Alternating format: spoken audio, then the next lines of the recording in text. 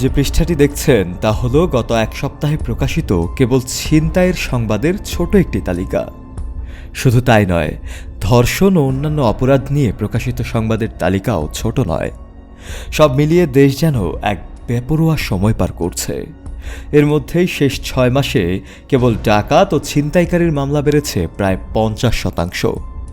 এই শেষ ৬ মাসে ডাকাতি ও দস্যুতার ঘটনায় ১১৪৫টি মামলা হয়েছে, যা আগের বছরের একই সময়ের তুলনায় ৫০% বেশি।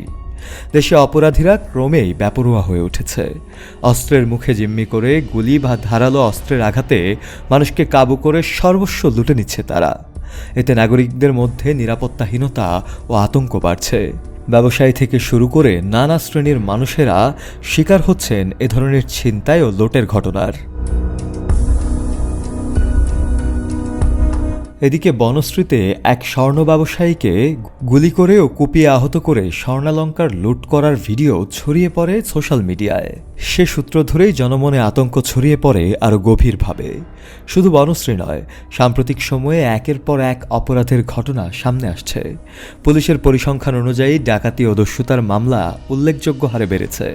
জানুয়ারি মাসে এমন মামলা হয়েছে ২৪২টি, যা গত বছরের একই সময়ের তুলনায় ৯৯টি, অর্থাৎ ৬৯% বেশি।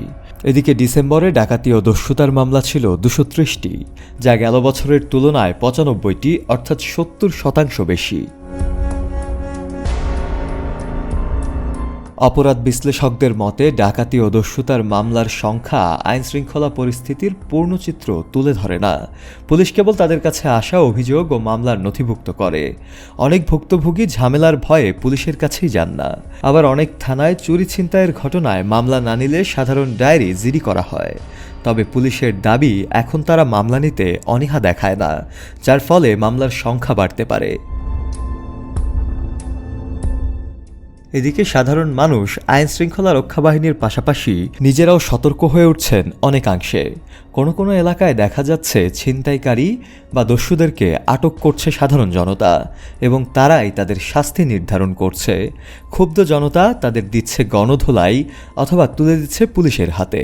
তবে দেশের এই পরিস্থিতি খুব দ্রুতই নিয়ন্ত্রণে আনতে না পারলে দেশ বেশ বড় ধরনের ঝুঁকির মুখে পড়বে বলে মনে করছেন গবেষকরা। শফিউল মাওলা, কালের কণ্ঠ।